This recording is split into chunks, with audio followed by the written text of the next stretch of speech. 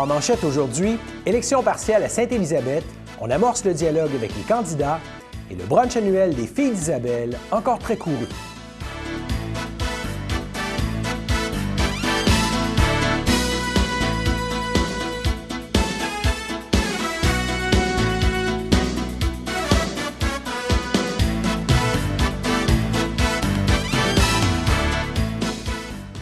Alors bonjour mesdames, messieurs, mon nom est François Robert et bienvenue à votre bulletin d'information régionale du lundi 10 février.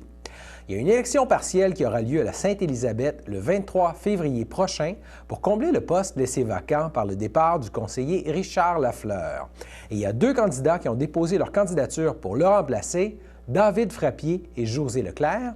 On les a reçus tous les deux aujourd'hui en entrevue pour discuter de leur candidature et de ce qu'ils proposent aux électeurs. Voici la première partie de l'entrevue réalisée avec la candidate José Leclerc. Alors, d'abord, pour ceux qui ne vous connaissent pas, depuis combien de temps habitez-vous la municipalité de Sainte-Élisabeth? Alors moi, je suis là depuis 30 ans. Je me suis installée en 89 dans une petite école de rang et j'y ai élevé mes enfants. J'ai 2 enfants qui ont fréquenté l'école primaire. Je suis partie de Sainte-Élisabeth à un certain moment et je suis revenue définitivement quand j'ai pris ma retraite en 2015. Donc, je suis installée au village. Donc, c'est ça, c'est pas 30 ans en continu, là? Non, c'est pas 30 ans en continu. Par contre, j'ai milité pendant 30 ans et je milite toujours dans un comité pour le jumelage Sainte-Élisabeth-Sananne-Koroba. Sainte-Élisabeth est jumelée avec un village au Mali. Okay. Je pense que vous êtes probablement au courant. Et moi, j'ai toujours été sur ce conseil d'administration-là. Même si j'habitais ailleurs, effectivement. D'accord. Et à la base, est-ce que vous êtes une personne de Lanaudière? Non, moi, je viens de La Chute, dans les Laurentides. Oui, c'est ça. Et vous êtes présentement retraitée, si j'ai bien compris? Oui, je suis retraitée depuis 5 ans. Je m'intéresse, je suis bénévole à la bibliothèque, je suis bénévole au Trésor d'Élisabeth, je milite pour le Comité des Mains pour demain, je m'intéresse à la politique municipale depuis... Je suis au conseil, je suis les conseils municipaux tous les mois. C'est quelque chose qui me passionne. Donc, je suis retraitée, j'ai du temps et j'ai des compétences aussi que je veux mettre au service de la population de Sainte-Élisabeth. Justement, pour que les gens puissent avoir une meilleure idée, pourriez-vous expliquer un peu le type de formation puis le type de carrière que vous avez complété là, avant votre retraite? D'abord, je suis diplômée de l'administration publique. J'ai un diplôme d'études supérieures en administration publique de l'ENAP. Une maîtrise à l'ENAP? Une maîtrise à l'ENAP, effectivement. Et j'ai été 30 ans dans le réseau de la santé et des services sociaux. 35 ans, en fait, mais 30 ans gestionnaire. Alors, j'ai commencé ma carrière de gestionnaire, j'avais 27 ans. Et je l'ai terminée à 55 ans. Donc, j'ai géré énormément. Vous savez, l'administration municipale, l'administration de la santé, c'est toujours de l'administration. Et c'est toujours l'administration publique. Donc, c'est quelque chose avec lequel je suis très à l'aise. J'ai géré énormément dans les CLSC. J'étais gestionnaire de grosses équipes, de gros budgets. Et puis, j'ai été aussi consultante pour toute l'équipe de la direction générale du centre de santé de Lanaudière-Nord. Donc, juste avant de prendre ma retraite. Alors, j'étais gestionnaire de projet. J'ai fait aussi de la coopération internationale en Afrique. Et là, j'étais aussi gestionnaire de projet. Donc, j'ai aussi une compétence dans la recherche de financement. Alors ça, c'est important, je pense, parce que, bon, évidemment, les petites municipalités sont souvent endettées. Oui. Et on ne peut pas penser développement sans penser recherche de financement. Ou du moins avec un financement limité. Absolument. Et qu'est-ce qui a été l'étincelle qui vous a donné le goût de vous lancer en politique municipale? Bon, à Sainte-Élisabeth, actuellement, le conseil, il y a eu 2 démissions dans les 2 dernières années, hein, depuis la dernière élection. Le conseil a des difficultés. Ils ne s'entendent pas nécessairement. Ils sont pas mal front à front. Il y a deux clans? Il y a, je dirais, ils ne s'entendent pas, ils n'ont pas la même vision. Alors là, ils sont 3, là, ils sont 6 actuellement, parce qu'il y en a un qui a démissionné. Donc, ils sont 3 avec une vision, 3 avec une autre vision. C'est pas des clans nécessairement, mais c'est des visions qui sont différentes. Alors, vous voyez, à Sainte-Élisabeth, on est au mois de février, le budget n'est pas adopté. Donc, je pense que ils ont peut-être, en tout cas, moi, je pense que je peux faire une différence au conseil de par ma formation en administration publique. Il y a 5 hommes, une femme. Alors, moi, je vais apporter aussi une vision plus féminine de la chose. Puis, je pense que ça prend quelqu'un pour débloquer cette situation-là. Et j'espère que si je suis élue, je vais être capable de le faire. Je suis certaine que ça va débloquer quelque chose. Moi, je suis pour le développement. Alors, si vous êtes élu le 23 février, là, quelles seraient vos premières priorités une fois assermenté? D'abord, le budget. Il faut qu'on adopte le budget, absolument. Il faut absolument qu'il y a des problèmes au niveau des limites de vitesse. Des poids lourds à Sainte-Élisabeth. Les gens se plaignent beaucoup. Donc, ça, il va falloir qu'on s'en occupe sérieusement. L'été s'en vient. Il y a les jeux d'eau pour les enfants. Il n'y en a pas pour l'instant? Non, il n'y en a pas. Il y a une demande de la population pour ça? Il y a des demandes de la population pour ça. Donc, on devrait installer des jeux d'eau. Et ça, c'est important pour les enfants. Il y a un projet aussi il y a le CHSLD qui est fermé. Alors, moi, j'ai travaillé là-dedans toute ma vie. Il y a des promesses gouvernementales pour que nous ayons un nouveau CHSLD, mais ça aussi, c'est pas encore débloqué. Donc, je compte m'en occuper. Puis, ça fait 2 ans qu'on parle d'avoir une infirmière rurale pour le suivi des maladies chroniques. Ça aussi, c'est mon domaine. Donc, je pense que je vais pouvoir faire une différence dans ce dossier-là, puis livrer des résultats pour qu'on l'ait, cette infirmière rurale. Vous pensez pouvoir mettre à profit certains des contacts que vous avez encore au CIS? Absolument, absolument. Les contacts, le réseau que j'ai est encore bon. Et puis oui, moi, j'ai implanté durant ma carrière des infirmières rurales dans d'autres municipalités. Je ne verrais pas pourquoi on ne pourrait pas le faire pour notre municipalité. OK. Elle serait dédiée seulement à Sainte-Élisabeth? Les infirmières rurales vont une demi-journée par semaine, effectivement, dans chacune des municipalités. C'est vraiment un service de proximité qui est offert par le CIS, effectivement. Et ça fait 2 ans qu'on est sur ce dossier-là. Alors, c'est pas normal qu'on n'ait pas été capable de débloquer ça. Et je pense que je vais pouvoir faire une différence là-dessus. L'autre dossier, on a fait, moi, comme citoyenne, avec d'autres citoyens, on a fait une démarche parce que vous savez que l'Église, elle est presque en vente. On a vendu le presbytère. L'Église, la fabrique, est plus capable de s'en occuper. Donc, il est question que la municipalité prenne l'Église pour $1, l'acquiert pour $1, ou ne l'acquiert pas. Alors, nous, ce qu'on a fait dans notre démarche citoyenne, c'est qu'on a voulu demander un référendum. Alors, comme les gens ne s'entendent pas, je vous l'ai dit, il y a 2 visions au Conseil, donc on pense qu'une décision comme celle-là ne peut pas être prise à la majorité simple. Il faut que ce soit la population. Exact. Il faut que ce soit la population qui puisse s'exprimer. Et quand vous dites à la majorité simple, est-ce qu'on doit comprendre qu'il faudrait qu'il y ait plus que 50 plus 1 de gens qui voteraient pour l'acquisition pour que ça soit? Absolument. À quel niveau vous situez un taux acceptable de gens qui seraient en faveur de cette acquisition? Nous, on a fait une pétition il y a 241 citoyens. On est 1459 à Sainte-Élisabeth. 1000 voteurs, 1000 électeurs à peu près. Donc, il y a 241 personnes qui ont demandé ce référendum-là. Alors déjà, ça, c'est plus de 20 de la population qui l'a demandé.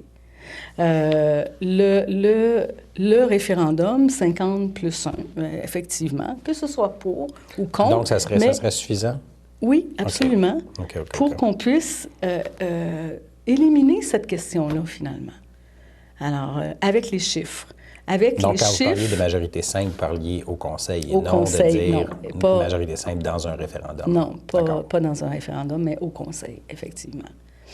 Le donc, centre communautaire... Ça, c'est un engagement que vous prenez, absolument, que vous allez absolument. Ça fait partie de mes engagements. C'est moi qui ai aussi poussé cette pétition-là. Vous êtes une des principales absolument. personnes derrière ça, d'accord.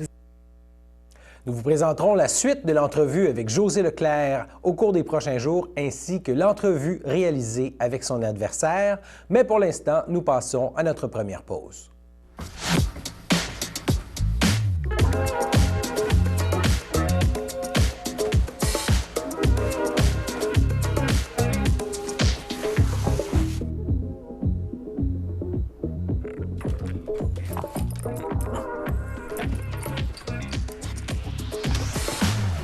Elle a plein de métiers en elle. Aidez-la à découvrir tout ce qu'elle peut devenir.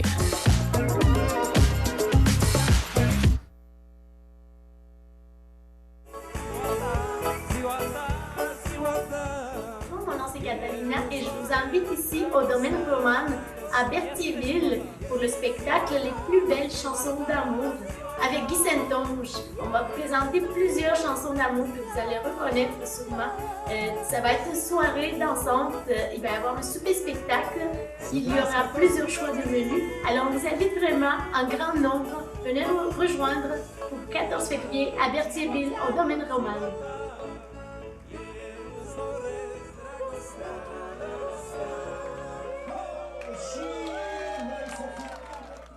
La Victoire de l'amour fête ses 25 ans et CTRB vous convie à un merveilleux spectacle auquel participeront des artistes comme Natacha Saint-Pierre, Mélissa Bédard, Sœur Angèle, Marcia Pilote et plusieurs autres artistes talentueux. Le tout aura lieu le 6 juin prochain en après-midi à la salle Maurice O'Brady de Sherbrooke.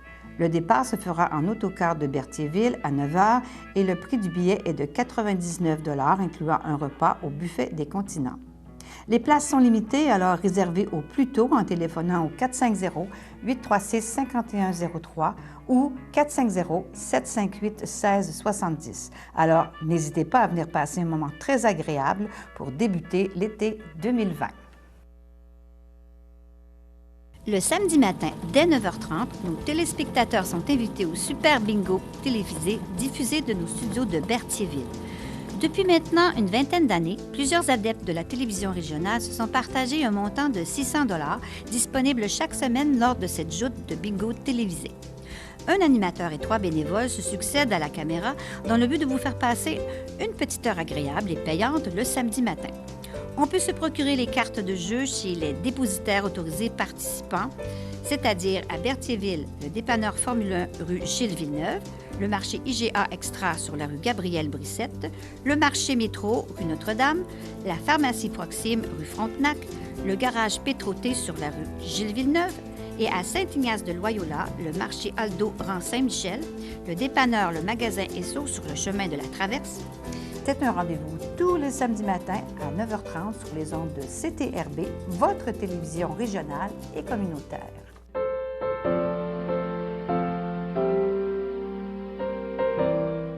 Alors, au chapitre des anniversaires pour ce lundi 10 février, la FADOC de l'Île-du-Pas souhaite un joyeux anniversaire à Charles Grégoire et Francine Lavallée.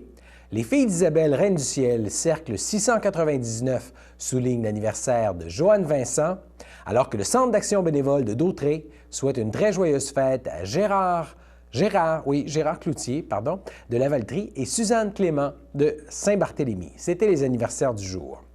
Et c'est hier, dimanche, qu'avait lieu le brunch annuel des Filles d'Isabelle à l'école secondaire Pierre de Lestage à Berthierville et plusieurs citoyens s'y sont donné rendez-vous. Voici un aperçu de l'atmosphère qui y régnait. Bonne Saint-Valentin, puis merci d'encourager les Filles d'Isabelle. Bien.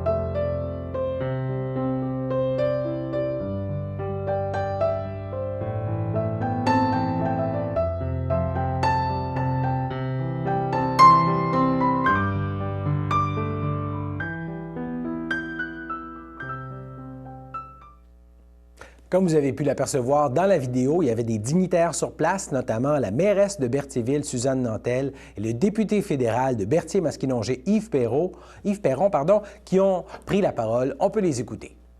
Alors, mesdames, messieurs, bonjour. C'est très agréable d'être parmi vous ce matin. Alors, je ne prendrai pas trop de votre temps, juste peut-être quelques secondes pour vous dire, vous souhaitez une très bonne Saint-Valentin à tous, un très bon déjeuner. Les gens qui ont bravé le froid ce matin pour être ici, je vous lève mon chapeau, bravo.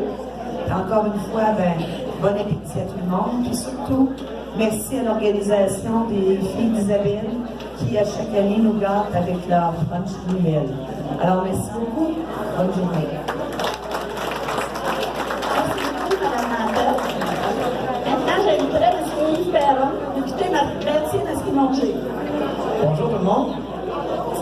Moi non plus, je ne parlerai pas longtemps, mais je vais quand même prendre le temps de féliciter sincèrement tous les bénévoles et l'organisation des filles d'Isabelle. C'est le bénévolat, on en parlait tantôt. Le bénévolat, ça anime nos communautés. Fait que je vous lève mon chapeau, j'aimerais ça qu'on les applaudisse, s'il vous plaît. Les gens, vous êtes pas mal bonnes. Ça ne paraît pas que vous êtes vous avez ça dans le sang. Alors, je vous souhaite un bon appétit. Ça fait toujours plaisir de vous voir. N'hésitez pas si vous avez quoi que ce soit. N'importe quel besoin, des fois, vous pensez, je ne sais pas trop où m'adresser. Appelez au bureau. On est là pour vous. Si c'est pas nous qui peut vous aider, on va vous référer ailleurs. Ça nous fait tout le temps plaisir de vous accueillir. Bonne journée. Alors, c'était dimanche au brunch annuel des filles d'Isabelle Reine du Ciel à l'école secondaire Pierre de Lestage à Berthierville. Maintenant, demain le 11 février, aux Petites Vues du Cabas, à compter de 13h30, le Centre d'action bénévole de Dautré présente le film Mon cœur sauvage pour la modique somme de 3 $. Voici la bande-annonce du film.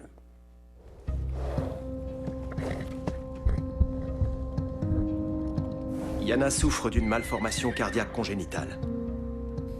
Je ne veux plus me faire opérer. Incroyable. Ça doit bien faire pour 50 ans que j'entraîne des chevaux de course. Aujourd'hui, j'ai un cheval extrêmement rapide. Mais pour d'obscures raisons, il ne laisse personne s'approcher de lui, à part toi. Dans 2 mois, il y a une course avec un énorme gain. Je suis pas une très bonne cavalière. D'ici là, je peux tout apprendre. Je vais avoir l'air d'une débile. T'es pas un défilé de mode. T'es complètement folle? C'est beaucoup trop dangereux. Tu ne survivrais pas à un nouveau bloc cardiaque. C'est pas croyable. Un centre équestre? C'est un vrai travail comme tout le monde. Oui, mais tu n'es pas comme tout le monde. Yana! Yana. T'as vu la vitesse? Tu décides si je dois vivre ou mourir? Tu n'as pas la moindre idée de ce qui est bon pour toi. Tu peux vraiment le faire, hein? C'est vrai que je monte un cheval fou, mais avec un cœur énorme, en bonne santé, un cœur qui bat pour moi. T'es la personne la plus courageuse que je connaisse. Regarde, Stella! Allez! Il faut toujours qu'il y ait un challenge avec toi. Tu pourrais regarder la télé ou tricoter. T'es trop chiant. Et nous passons maintenant à notre seconde pause.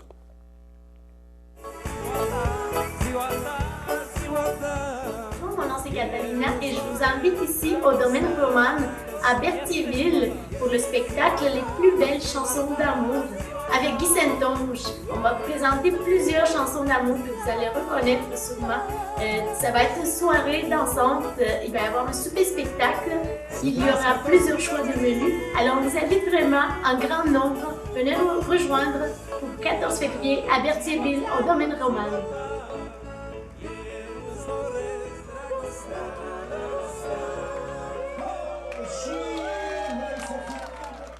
Pour vous donner le courage de passer à travers notre hiver 2020, juste après la Saint-Valentin, que diriez-vous de participer à notre bingo spécial qui aura lieu samedi le 15 février et de gagner une cagnotte de 1 200 $? Les cartes en quantité limitée seront en vente au prix de 5 $ pour 3 cartes. Donc, n'hésitez pas à tenter votre chance afin de célébrer l'arrivée du printemps en grande pompe. Bonne chance à tous!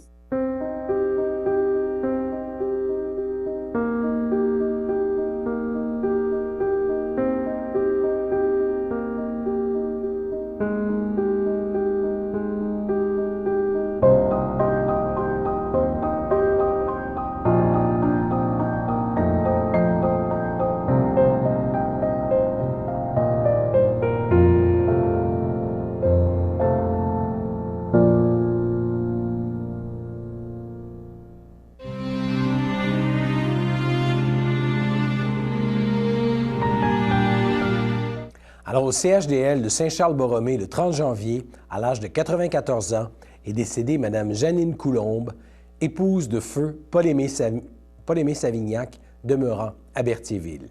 Elle laisse dans le deuil ses enfants, Manon Savignac-Roch et son conjoint Bernard Dufresne, Lynne Savignac et son conjoint Pierre Bailleur, Luc Savignac, de même que ses petits-enfants Pierre-Marc et Sébastien, Sébastien et sa conjointe Alexandra Bruno, Stéphane et sa conjointe Chloé Philippe, Mélissa et son conjoint Luc-Alexandre Perrault, Laurie, Audrey et son conjoint Johan Boudreau, de même que ses arrière-petits-enfants Elliot, Bruno Roch et Axel Perrault, de même que ses belles-sœurs et son beau-frère Gertrude Blais, feu Yvon Coulombe, Jean Desrochers, feu Huguette Coulombe, Yolande Grandchamp, feu Claude Savignac, Muriel Savignac, feu Roland Arnois, Rachel Malo, feu Yvon Savignac, ainsi que plusieurs neveux, nièces et autres parents et amis.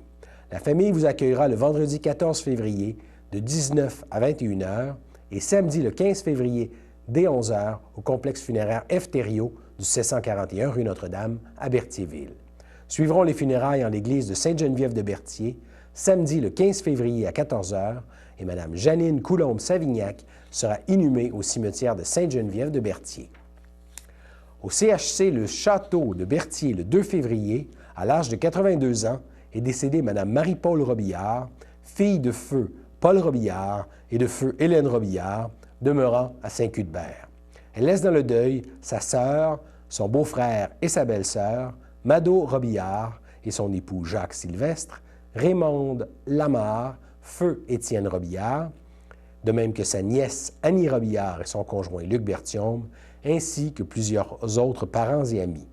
Mme Robillard ne sera pas exposée et une cérémonie aura lieu dans l'intimité à une date ultérieure.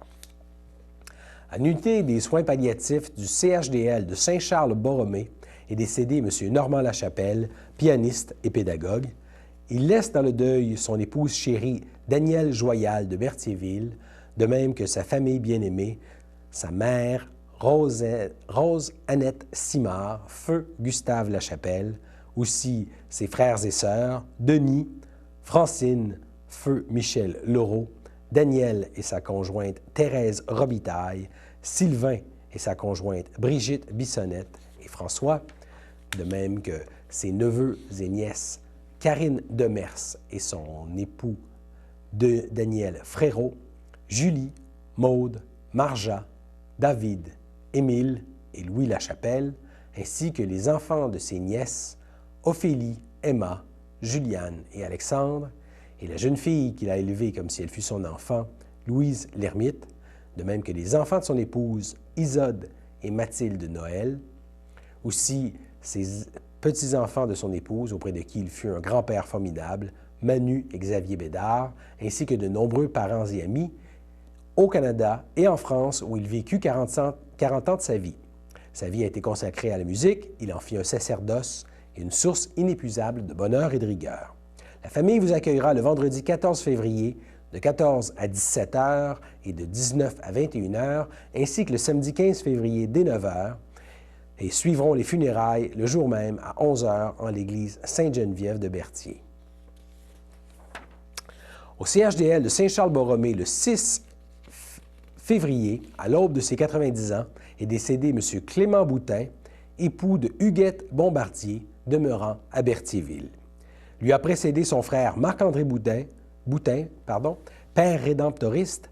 Il laisse dans le deuil, outre son épouse, ses enfants, Ginette et son conjoint Raymond Baudouin, Richard et sa conjointe Francine Giroux, Marie-France et son conjoint Michel Gadoury, Alain et sa conjointe Martine Lemay, Patrick et sa conjointe Sylvie Saint-Martin, de même que ses petits-enfants Sébastien et Marie-Ève Rousseau, Yannick et Pascal Boutin, Dave et Yann Gaboury, Chloé et Kim Boutin, Jérémy et Audrina Boutin, ainsi que ses arrière-petits-enfants, ses frères, sœurs, beaux-frères et belles-sœurs, Cécile Goulet, feu Marcel Boutin, Florence Boutin, feu Édouard Turgeon, Solange Boutin et son conjoint Raymond Gosselin, Yolande Godbout, feu Michel Boutin, Suzanne Boutin et son conjoint Roger Turgeon,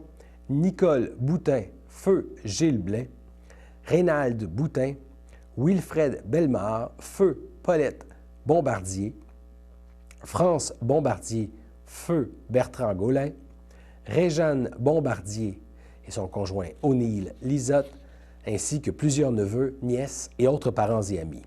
La famille tient à remercier la ressource intermédiaire de la Villa de Berthier ainsi que le département du CHDL des soins pulmonaires pour leur dévouement et les bons soins prodigués à M. Boutin. Ceux qui désirent peuvent faire un don à l'Association pulmonaire du Québec. Des formulaires seront disponibles au salon mortuaire. Et la famille vous accueillera le samedi 22 février dès 11h au complexe funéraire F. Thériault du 741 rue Notre-Dame à Berthierville. Suivra une liturgie à la chapelle du complexe à 14h30. Alors, c'était les avis de décès pour aujourd'hui. Sur une autre note, on vous rappelle que le Centre d'action bénévole d'Autrey est toujours à la recherche d'un cuisinier ou d'une cuisinière, coordonnateur pour le service de la popote roulante. On vise une entrée en poste le 9 mars. Alors, si vous êtes intéressé, vous pouvez envoyer votre CV et votre lettre de présentation, de motivation avant le 17 février à 15h au Centre d'action bénévole d'Autrey aux soins du directeur général Pierrot Lapierre. Et aussi, si vous désirez être bénévole en accompagnement au transport, au Centre d'action bénévole, on recherche des gens. On passe maintenant à la météo.